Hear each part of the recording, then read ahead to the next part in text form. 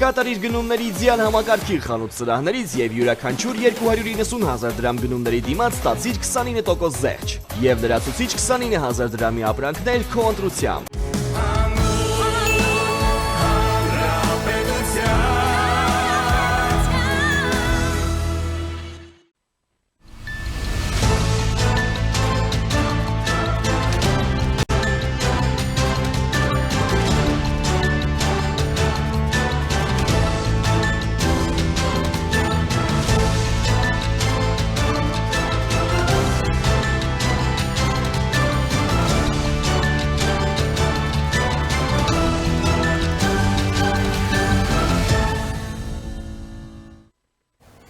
Բարև ձեզ, շարունակում ենք աշխատանք ուղիղ եթերում, նյուանսներն են։ Այսօր Հայաստանի արտաքին քաղաքական ճակատում կարևոր իրադարձություններ են տեղի ունեցել։ Հայաստանի արտգործնախարար Արարատ Միրզոյանը եւ ԱՄՆ պետքարտուղար Մարկո Ռուբիոն նախաստորագրեցին TRIP ռազմավարական համաձայնագիրը։ Եվ պաշտոնական տվյալներով այն ամրագրում է Հայաստանի ինքնիշխանությունը եւ սահմանային անցակետերի կառավարման համար առաջարկում է մասնավոր օպերատորի ներգրավման մոդելը։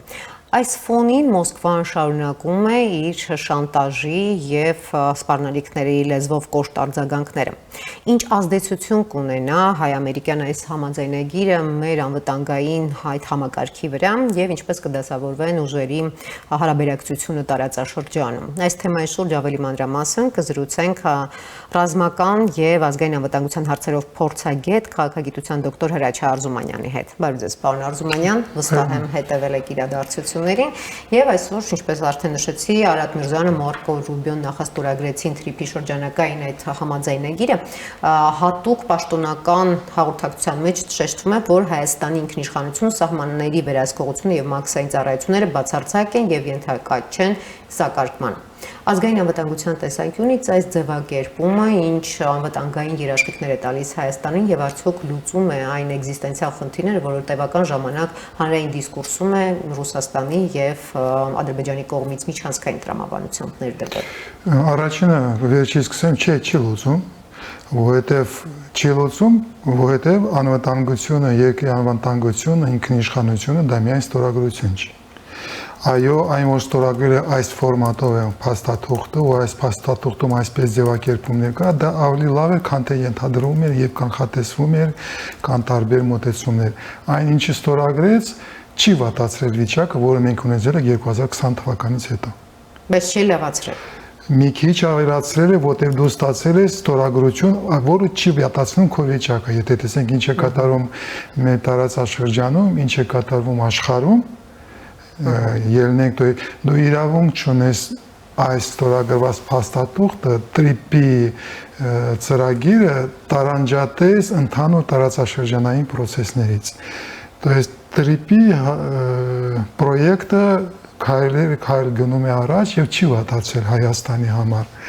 Եթե վերցնենք հիշենք, որ 2020 թվականին մենք ունեցել ենք 3 գումարած 3 ֆորմատը, որտեղ Հայաստանը մենակ էր 3 ավտորիտար ուժային կենտրոններ,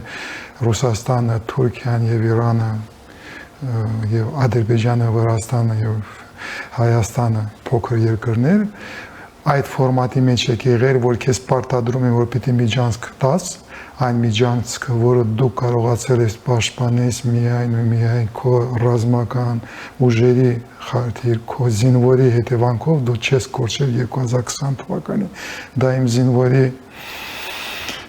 պաշտպանությունն է, որը մեզ տվել է այդ հնարավորություն, երբ պատերազմը կանգնեցրել ենք, 2020 թվականի ռազմական գործողությունների լայնածավալ։ Եթե վերցնենք 2020 թվականը եւ այսօր, երբ արդեն Ռուսաստանը դուրս է հանված այդ պրոյեկտից, ուղղակի չի մասնակցում, Իրանը դուրս է մնացած եւ կա Միացյալ Նահանգները, Ադրբեջանը, Հայաստանը եւ Թուրքիան, որովհետեւ միջանցք անցնում է նաեւ Թուրքիայի հետագա։ То есть մենք 3 գումարած 3-ի տեղ այսօր ունենք 2 գումարած 2։ Միացյալ Նահանգներ, Թուրքիա, Ադրբեջան, Հայաստան։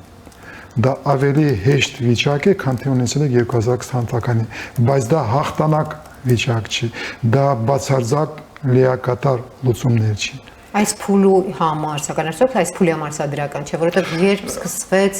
այս պատերազմի իրանական, շատերը ասում են վերջ թրիփի թեման փակվեց, այլևս Միացյալ Նահանգների հետաքրքրության կենտրոնում չէ թրիփը, բայց մենք տեսնում ենք, որ Մարկո Ռուբիոյի այցով, որ այն նախաստորագրված պայմանավորվածությունները ձեռք բերված դեռևս հետաքրքրություն են ներկայացնում, ու այս առումով գոնե կարևոր է Հայաստանի համար, որ անկախ իրավիճակից, անկախ տարածաշրջանային այս զարգացումներից նախագիծը կոչված է, այսինքն կարող ենք այստեղից ենթադրել լինեն դեմոկրատներ, թե լինեն հանրապետականներ, միևնույն է այս նախագիծը շարունակելու է ապրել։ Լավատես եք գոյար, ես մի քիչ այդքան լավատես չեմ, Ես հարցադրում եմ անում։ Հա, որտեղ հիմնական խնդրեմը, որ մենք ունենք, որ ինձ համար լրիվ անսպասելի է, կարելի այդպես ասել, դա Թրամփն է։ Եվ Թրամփի վարկագիծը եւ Թրամփի քաղաքականությունը կասեմ, որտեղ քաղաքականություն ասելը շատ դժվար է։ Մի տարվա իշխանության հետ գալուց հետո Թրամփը այնքան բան է ավայրել եւ շարունակում է ավերել, որ ենթադրել ինչ կլինի մի շաբաթից հետո, մի ամսուց հետո, կես տարուց հետո շատ ու շատ դժվար է, բայց այսօր ցավոք սրտի ինձ համար անշուշտ կարելի է ասել, որ Միացյալ Նահանգների ներկայությունը եւ ազդեցությունը մերձավոր արևելքում նվազում է։ Ավելին ասում են, որ Միացյալ Նահանգները պատրաստվում են թողնել Մերձավոր Արևելքը, ռազմական ներկայությունը այն մասշտաբին, որը մենք ունեցել ենք, չի լինելու։ Եվ մեծանում է Իրանի քաշը, որտեղ այսօրվա պատերազմի հետևանքով կարելի ասել, որ Իրանը մինչև այսօր հաղթում է։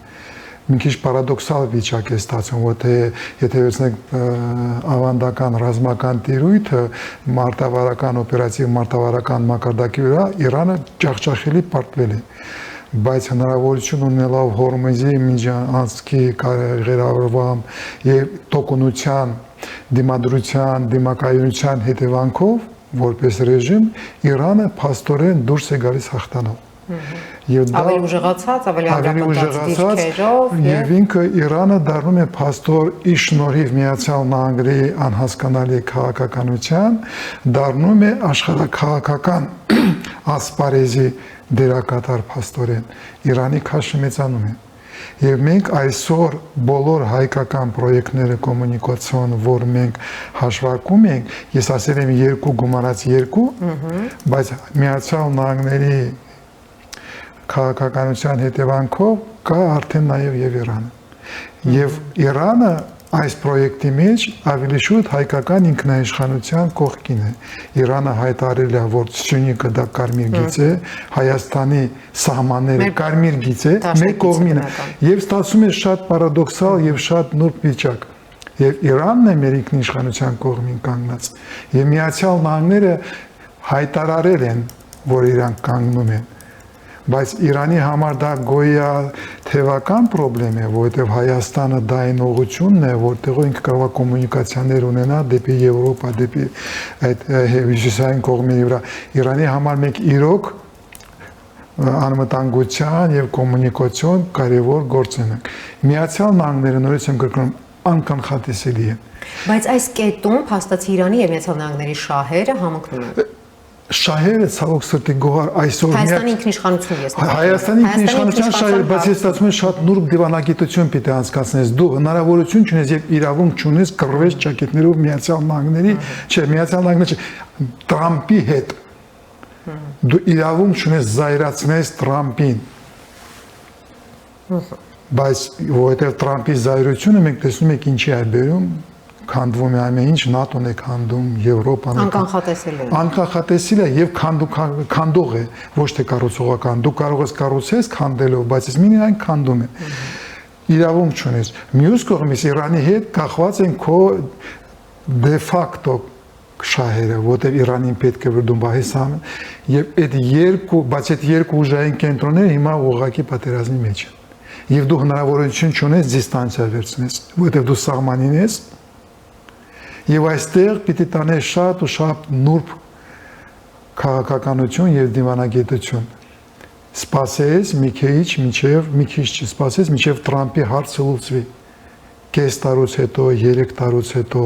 եւ այդ ժամանակ հույս պահենք, որ Միացյալ Նահանգները կվերականգնեն իրենց ռազմավարական մոտեցումը, որտեղ Թրամփի պրոյեկտը դա ռազմավարական պրոյեկտ է, ոչ թե անձնական։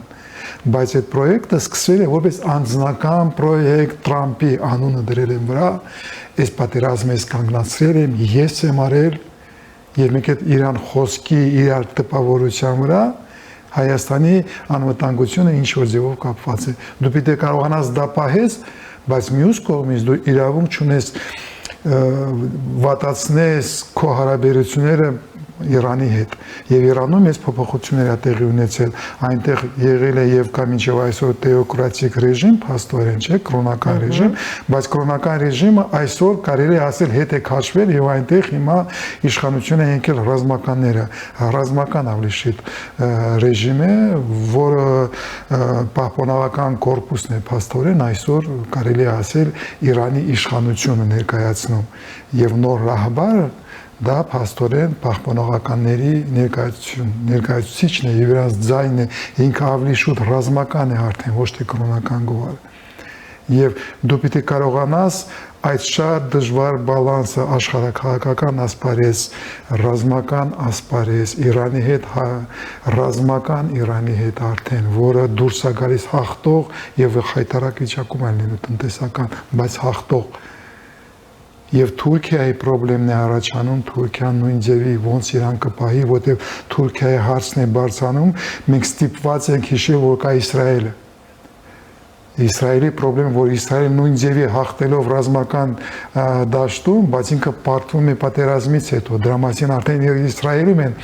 խոսում, որ Նեթանյախուն մեզ հասցրել է մինչև պարտության։ Եթե հիշում եք, որ Տրամպի վերջի անհասկանալի հայտարարությունը, որ Աբրահամ համաձայնության պիտի ստորագրեն Սաուդյան Արաբիան, Պակիստանը, Թուրքիան եւ ոչ թե խնդրում է, բայց պահանջում է։ Եվ դրանով զայրացնում է ողջ ուժային կենտրոնները Մերձավոր Արևելքի։ Պակիստանը արդեն հայտարարություն արել, որ դա ընդունելի է։ Տրամպը քանդում է Մերձավոր Արևելքը գոհար։ Եվ ինքը կարող է ճակետներում վեշերը հավաքի եւ դուրս գա Մերձավոր Արևելքից։ Մենք այդ հնարավորությունը չունենք։ Դրա համար տրիպի նախագիծը այսօր հաջորդ հերթական քայլն է արվել, բայց այդ քայլը անում է լրիվ ուրիշ Մերձավոր Արևելքում։ Եվ Կովկասը դա Մերձավոր Արևելքի մաս է այսօր, որտեղ Ռուսաստանը զբաղված է Ուկրաինայով, որտեղ ինքը նույն ձևի ունի շատ վատ վիճակի մեջ այսօր փաստորեն։ Ռուսաստանը ժամանակ չունի Կովկասով զբաղվել։ Իսկ այդ Ռուսաստանի հավակնությունները նաև ներգրավելու այլ թրիփի մեջ մենք տեսնում ենք, որ ներքաղաքական դաշտում տարբեր հայտարարություններ են սրա վերաբերյալ հնչում, որ պետք է Ռուսաստանին անպայման բերել, Ռուսաստանին հերիք չի, BRICS պետք է բերել թրիփի մեջ։ Նաև Ռոբերտ Քոչարյանի այս վերջին հայտարարությունը Մարկո Ռուբիոյի այցի վերաբերյալ նշել էր, որ Մարկո Ռուբիոյի միակ այցը Հայաստան նպատակ ունի ցավեցնել Ռուսաստանին։ Չեմ կարծում, որովհետև այսօր Ռուսաստանում Պուտինն է, Միացյալ Նահանգներում Տրամպն է, իրակ ունեն շատ լավ սրտորեն հարաբերություններ։ Տրամպը լավ հարաբերություններ ունի ավտորիտար առաջնորդների հետ, ինքը լավ հարաբերություն ունի Շի Ջինպինի հետ, ինքը լավ հարաբերություններ ունի Էրդողանի հետ, Տրամպը ավելի շուտ լավ հարաբերություններ կունենա իր Խամալիևի հետ, քան թե Հայաստանի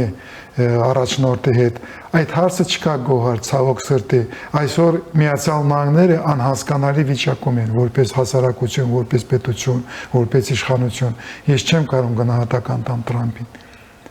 Եվ նորից եմ կրկնում, Տրամպը միջև իշխանության նախագահ Տրամպն է,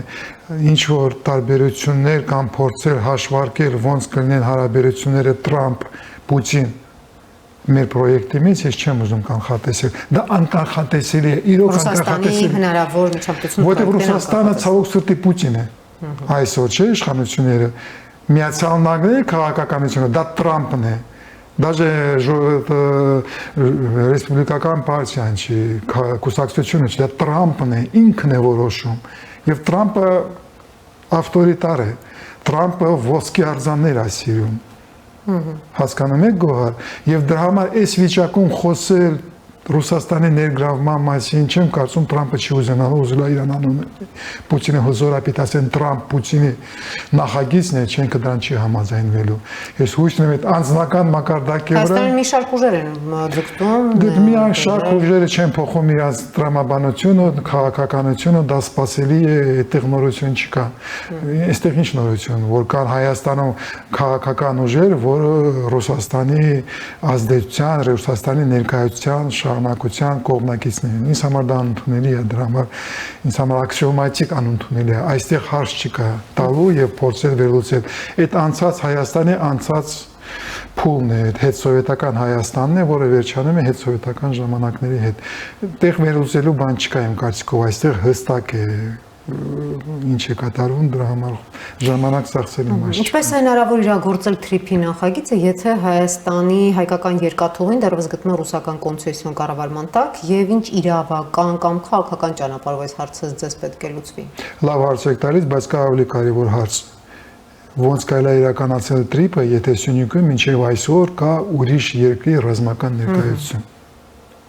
Առաջինը դու պիտի լուծես ռազմական ուժային ներկայացության խնդիրը Սյունիքում Հայաստանի հարավային կողմերում, առաջինը հաջորդ մակարդակի վրա պիտի լուծես գոհար։ Հետո, երբ այդ հարցը լուծես, մնացած հարցերը ավելի հեշտ կստացվի, այդ process-ները բավականին հեշտ կարելի է լուծել տարբեր միջոցներով, այդ կոնցեսիաներից վերցնում ես Ռուսաստանի ազդեցությունը Հայաստանում քայլ առ քայլ կամ միանգամից նվազեցնում ես եւ դուրս ես շփոթում, ներեցեք, երբ դու կարողանում ես լուծել ռազմական ներկայացության խնդիրը։ Այսօր Հայաստանի իշխանության համար, այսօրվա եւ գալիք իշխանությունների համար թիվ 1 խնդիր իմ կարծիքով Ռուսաստանի եւ այլ երկիրա ռազմական ներկայությունն է Հայաստանում։ Մենք պիտի ազատվենք։ Այդ թվում եւ բազան։ Այդ թվում եւ ռազմաբազան։ Եվ ռազմաբազան լրիվ, մինչև այդ խնդիրը չեք լուծել, Հայաստանը կա եւ կմնա շատ խոցելի բոլոր պրովոկացիաների, բոլոր անսպասելի դեստաբիլիզացիաների առջեւ։ Երբ լուծենք ռազմական, ավանդական ռազմական ներկայացության խնդիրը, այդ ժամանակ մենք կդնենք եւ լուծենք Ռուսաստանի ահռելի տնտեսական ազդեցության խնդիրը, որովհետեւ Ռուսաստանը բոլոր ոլորտները օգտագործում է եւ ռազմականացնում է։ Դրա համար դու պարտավոր ես, եթե Ռուսաստանը այդպես չի հարաբերի, դու կարող ես տնտեսական հարաբերություններ պահես եւ այլն, բայց Ռուսաստանի համար դա ռազմական գործոն է, ռազմական ազդեցության խնդրեմ է։ Այսօր մենք Արևտրի մեջ տեսնում ենք Ռուսաստանը ոնց է միանգամից կոնյակը դարձավ նորից տոքսիկ ծաղիկներ անընդունելի եւ այլն։ Ելակը թունավոր։ Ելակը թունավոր։ Եվ դա ռազմական գործողությունների ձև է, գոհար պետք է հասկանալ, դա տնտեսական խնդրեմ չի։ Ռուսաստանի համար դա ռազմական գործիք է, որ ինքը իրականացնում է։ Դրա համար դու առաջինը լուծում ես ավանդական ռազմական գործողությունների գործիքի խնդրը, ռազմական ներկայությունը, եւ հետո դու դնում ես ռազմավարություն, ոնց ես թույլատնում, իջեցնում, ջնացնում Ռուսաստանի ազդեցությունը Հայաստանում, ներգրավելով, հրավիրելով ուրիշ ուժային կենտրոնների, տալով նրանց հնարավորություն սկսել աշխատել Հայաստանի հետ։ Եկեք Հնդկաստանի հետ աշխատենք։ Այսօր ես նորություն եմ տեսել, որ Հնդկաստանը ռազմական ոլորտում ամրացնում է հարաբերությունները։ 1 միլիարդանոց շուկա է։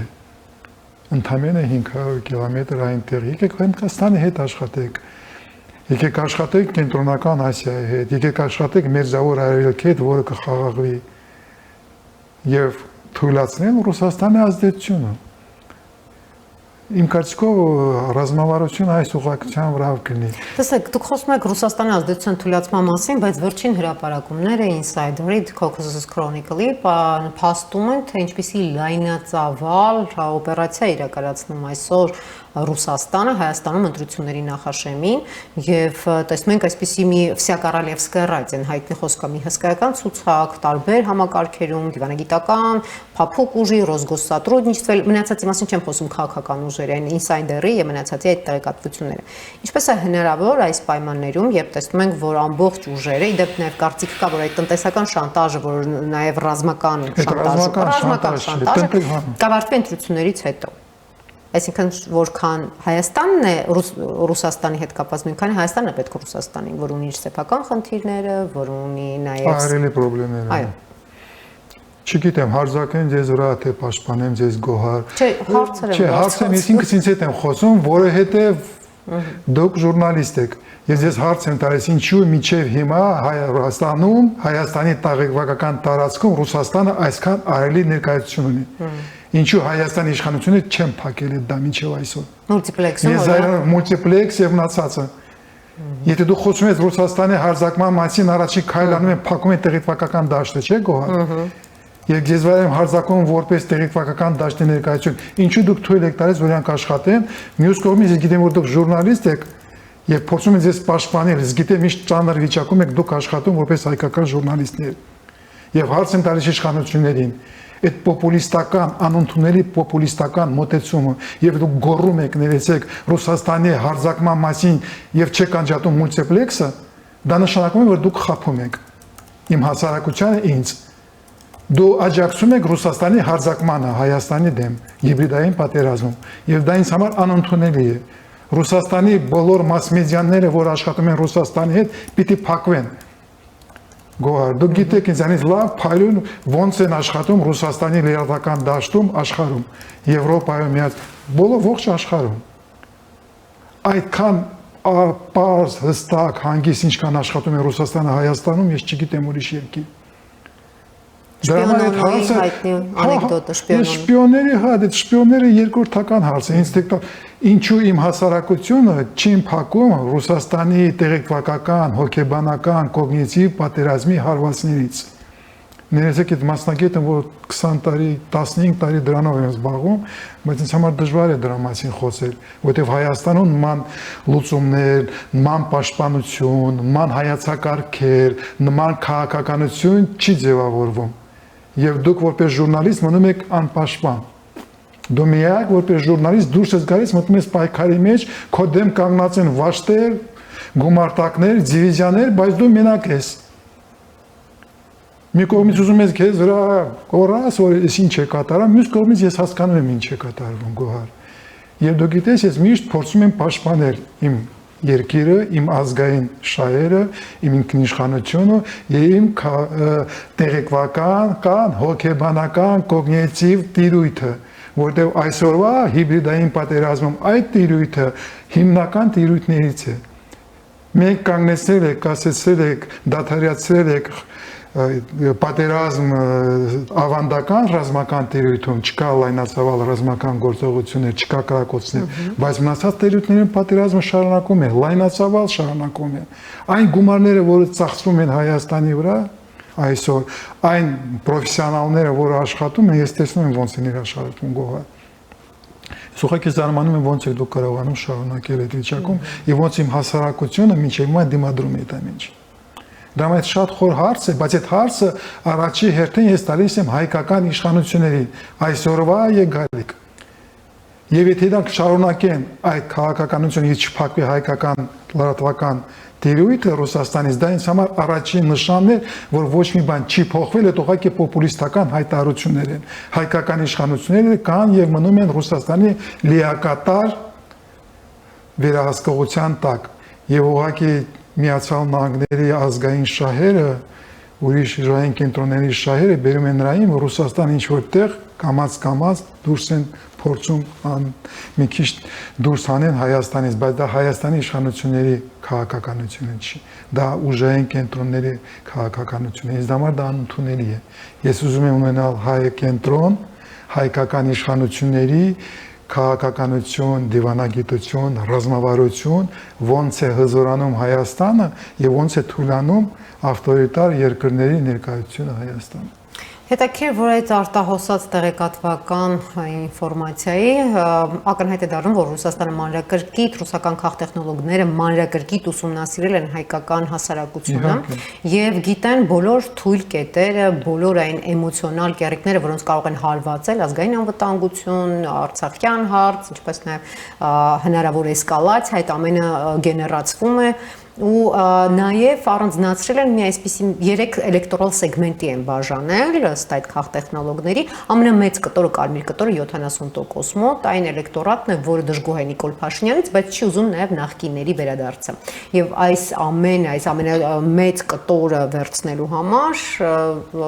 գործուղվել հենց այդպես էլ կոչվում են հայկական Իվանիշվիլի, Սամվել Կարապետյանի այդ գործունեությունը, որը պետք է հետո այդ բլոկի մեջ պետք է մտնի Մայր Հայաստանը, մնացած նաև ինչ-որ պլատֆորմեր, որոնք ի պաշտպանություն քաղբատարկյալների եւ նաեւ եկեղեցու։ Որքանով է ձեզ իրատեսական այս սցենարը հայկական Իվանիշվիլի 2 Չէ, հայկական Իվանիշվիլի չի կարելի համեմատել, որ Իվանիշվիլին անհամեմատ ավելի խելոք է։ Իվանիշվիլին ներեցեք այդպես եմ հետարել, որ Իվանիշվիլին ուղղակի չի մտել քաղաքական դաշտ։ Ինքը հասկացել է, ինքը գիտեր, որ օտար երկրից եկած միանգամից մտնել քաղաքական դաշտ, հասարակական դաշտ, ավանդական ժողովուրդների մոտ, հին ժողովուրդների մոտ չի ստացվում։ Արտաքինից եկածը Միքայլով միանգամից չի կարող դառնալ քաղաքական դերակատար, դες չի լինում Գոհարին։ Դամար Իվանիշվիլին աճեցրեց այն քաղաքական գործիչները, որը վերցրեցին ասպարեզը։ Հայաստանում դες չեն կարողանում, չգիտեմ, չեմ ուզում վերլուծել, որովհետև քաղաքական տեխնոլոգիաների հարց հետ ուրիշ զրույց է, չեմ ուզում խորացածել։ Իվանիշվիլին ճիշտ չի այստեղ մոտեցումները, բայց այստեղ առաջին ուրիշ պետք է հասցնեմ Գոհար, մի խնդրեմ, դուք խոսում եք Ռուսաստանի մասին, չէ՞, Ռուսաստանի հաշվարկումների, Ռուսաստանի ազդեցության մասին, բայց իրավունք չունեք եւ պետք է չմոռանաք, որ բացի Ռուսաստանից եւ Ռուսաստանի հաշվարկումներից Հայաստանում հստակ եւ պարզ նաեւ աշխատում է Թուրքիան, Ադրբեջանը եւ Իսրայելը։ Անրված այդ երեք ոճը ես որպես աչքս արդեն սովոր այդ երեք հատ ոճը ես տեսնում եմ Գոհար։ То есть մեզ մոտ վիճակը ավելի բարդ է, դու իրավունք չունես որպես լրագրող եւ աշխատող ես արվում կենտրոնալ միայն հյուսիսի վրա։ Դու պարտավոր ես հաշվարկես ավելի բարդ իրավիճակ։ Եվ այստեղ ռուս-թուրքական դաշինքը ոնց աշխատել է ավանդական ռազմական գործողությունները, նույն ձևի աշխատում է տեղեկատվական դաշտում։ Իրանք այնտեղ նույն ձևի դաշնակիցներ են, ոչ թույլ չտան ու Հայաստանի ինքնիշխանությունը բարձրանա պետական։ Դրա համար եւ Իսրայելը նույն ձևի, Ադրբեջանը նույն ձևի։ То есть տեղեկատվական դաշտում դու նորից որպես Հայաստան, դու որպես լրագրող աշխատում ես ալյանսի դեմ, պայքարում ես ալյանսի դեմ, ոչ թե միայն Ռուսաստանի դեմ, Գոհար։ Այդ հաշվարկը պիտի անեք, իրավունք չունեք խառնվել, միայն նայեք դեպի հյուսիս, այդ ժամանակ դու կարող եք հարված ստանալ լրիվ ուրիշ ուղղությամբ։ Երևի այդքան ավելացնեմ, բայց մնացածը գլխից դուրս է եկել Գոհար։ Который вот հարցին պատասխանել եմ, չէ՞։ Միած շերտ է եղել։ Պատասխանենք նաև ինչ հնարավոր նոր տեխնոլոգիաներ կարող են կիրառել, որին մենք սովոր չենք, պատրաստ չենք ինչ նոր տեխնոլոգիաներ են կիրառելու։ Որ այդ մեծ հարց է Գոհար եւ հայկական լրատվական դաշտը եւ քաղաքական դաշտը պատրաստ չի դրան, որտեղ այսօր այդ դաշտում աշխատում են արդեն հաշվարկված computational, то есть վիճակը ոչ թե ենթադրում է փորձագետների կարծիքի վրա, բայց մեծ տվյալների վերլուծության հիմնան վրա կառուցում է հաշվողորական քաղաքականություն եւ ռազմավարություն, հայտնի Պալանտիրը եւ մնացածները ոնց են աշխատում եւ ունես մեծ տվյալներ, այդ տվյալների վրա դու ստանում ես հնարավորություն աշխատել նման ոճի վրա, նման մակարդակի վրա աշխատել Հայաստանում այսօր հնարավոր չի ցավոք սրտի, որտեղ դուք դեր նոր ավանդական փորձում եք հասկանալ ավանդական ժուրնալիստիկան։ Այդ ուրիշ մակարդակ է եւ դու որպես լրագրող չես կարող այդ հարցը լուծել։ Այդ հարցը պիտի դնվի պետական մակարդակի վրա եւ լուծի պետական մակարդակի վրա, որտեղ դա ազգային անվտանգության եւ գոյաբանական սպառնալիք է մեզ համար։ Բայց Հայաստանում շատ քիչ մասնագետներ կան, որոնք ի վիճակի են դրա մասին խոսել։ Մեկ-երկուսին ես գիտեմ, ցավոք սրտի։ Եվ նման դպրոց ստեղծել, նման ուսանողներ, մագիստրոսներ, ասպիրանտներ, սպայեր պատրաստել, դա մեծ խնդիր է, որը ինձ չի հաջողում սկսել լուծել 10 տարուց ավել ցավոք սրտի։ Բայց ես հույս ունեմ, որ ավելի չի հույս չի, եթե մենք ուզում ենք պաշտպանենք Հայաստանը եւ ունենանք պահպանենք մեր պետական ինքնիշխանությունը, մենք պարտավոր ենք լինելու այդ հարցը դնել եւ լուծել։ Եթե այդ հարցը դնենք, աշխարհում կա ահռելի շատ մասնագետներ հայկական ցակումով, որոնք մեծ ուրախությամբ կօգնեն մեզ այդ ամենը ձևավորել։ Ես դա էլ գիտեմ։ Դժվար է սկսելն, դժվար է սկսելը, մուլտիպլեքսից է։ Բայց հիմնականը դա կամքն է, հասկանաք, պիտի կամք ունենաս, որ սկսում ես այդ ճանապարհը։ Եթե այդ ունենանք, մացածը կլուծենք։ Շնորհակալություն, պարոն Արզումանյան, հարցազրույցի մեկնաբանության համար։ Հուսանք, որ աստղերը այնպես են դասավորվել, որ պատմականորեն մենք եղել ենք կանգ ու կլինենք։ Ես մի շատ օպտիմիստ եմ այս հարցում։ Շնորհակալ եմ ես էլ։ Տաղավարում ներքաղաքական գործընթացներից, հիբրիդային պատերազմից, ինչպես նաև Մարկո Ռուբիոյի պատմական այցից ու ստորագրությունից, նախաստորագրումից թրիփի վերաբերյալ ու դրա հնարավոր ազդեցությունից տարածաշրջանում զրուցեցինք ռազմական եւ ազգային անվտանգության հարցերով փորձագետ, քաղաքագիտության դոկտոր Հրաչյա Արզումանյանի հետ։ Շարունակեք իրադարձությունների զարգացմանը հետևել Առաջին լրատվականի եթերում եւ չմոռանաք բաժանորդագրվել YouTube-յան մեր ալիքին։